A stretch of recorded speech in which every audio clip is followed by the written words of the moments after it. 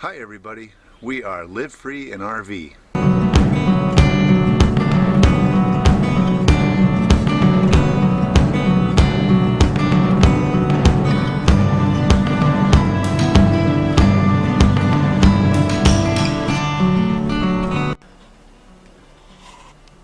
So this is my 2012 Ford F-250 with a 6.7 liter diesel engine.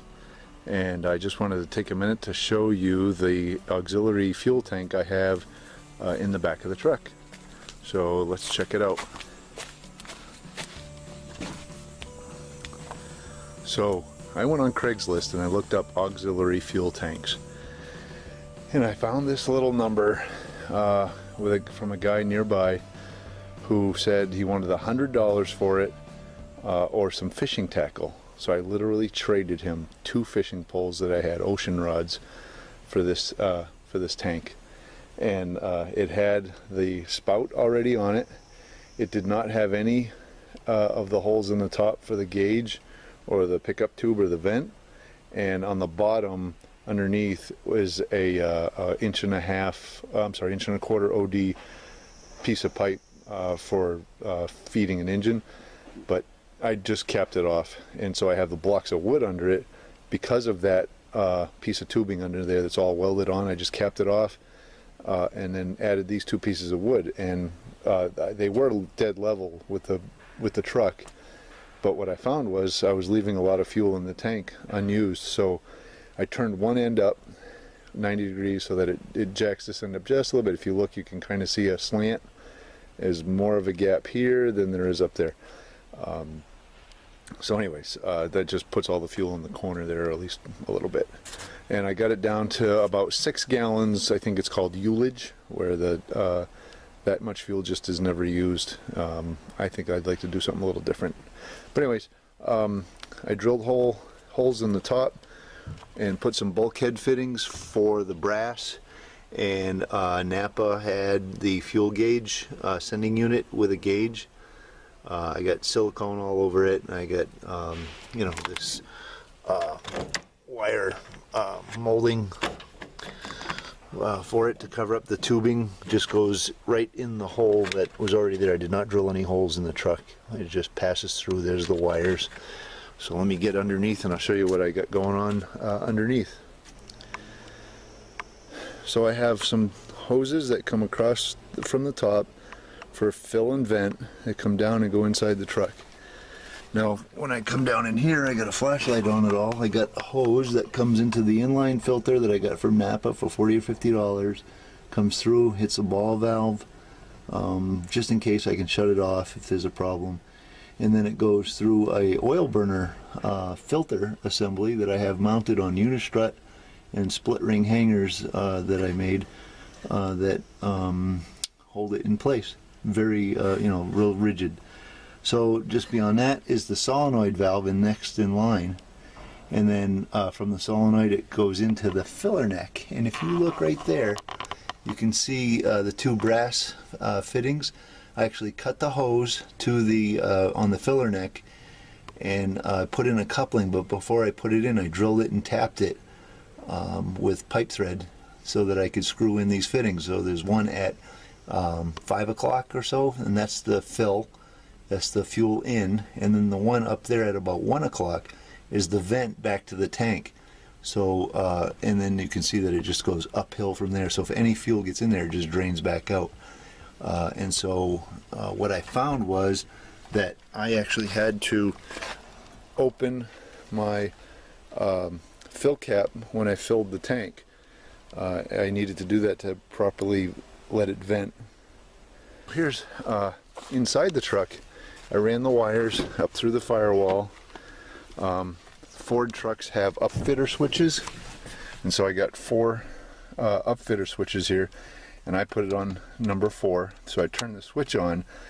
The switch does not work unless the key is on. I think that's pretty important because this is fuel. I don't really want to mess around with it. So I turn the key on, turn the switch on, which lights up the gauge, which tells me roughly, dead, completely full, it's like only 3/4, maybe a little above 3/4. So that's not great. That's just some tweaking I guess I got to do. But anyways, so then I have beside it a bathroom timer, like a bathroom fan that I got at Lowe's for like 10 or 15 bucks. So I turn it on and I'll crank this up. So what I do is I let the tank get down to about 5/8 of a tank. This is while I'm pulling my fifth wheel camper. I turn on the timer for 1 hour, and it fills the tank and accommodates what is being burned, and it takes about an hour for it to fill up from 5/8 of a tank to real full. And then if I forget about it, it just times out and stops, so I don't have to worry about it.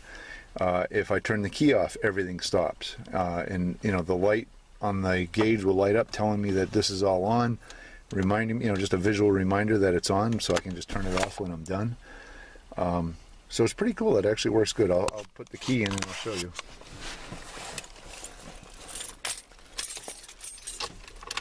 I gotta shut the door. So if there, everything's on. Oops. There. So key is on. I turn this switch on. It lights up and tells me it actually does move. There's a little bit of fuel. You can see it move just a little bit. And then if I turn this on, I'll come outside.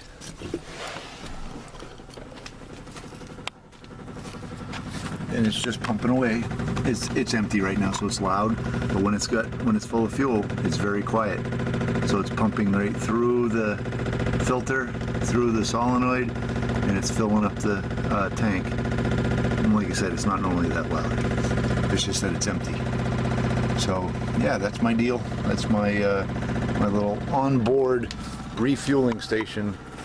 And so what I get out of it is, let's shut this off, turn the timer off, turn the key off. I drove from New Hampshire, northern New Hampshire, to Ohio without filling up. So that's about 650 miles. I think I was getting 680 to 700 miles, depending on how fast I drove and how hard I pushed it or how many hills. But yep, I can get to the border of Ohio on one fill up with the 26 gallons that are in the truck, plus the 60 gallons that are up there in the bed. Takes a lot of the bed, you know, that's one drawback I guess, but I already got the bed kind of chewed up with the fifth wheel hitch. And so yeah, there's our camper. My truck is capable of pulling a fifth wheel trailer that weighs 16,400 pounds, and it weighs less than 10. The trailer is rated at 10,000 pounds full, so it won't get above that. Anyway, hope you enjoy it. That's just me showing you what I got. Oh, one other thing is that I have this little jug. I am deathly afraid of getting water in the system, so I put this over it and I put a bungee cord to hold it down. So when I'm driving down, it actually looks like that, driving down the road. It's not pretty, but it sure is effective. So yep, get on Craigslist and find yourself a tank and build yourself a system. If you want some pointers or some help, I'd be happy to help you. You know, start off in the comments and we can go from there. All right, enjoy. Have a good day.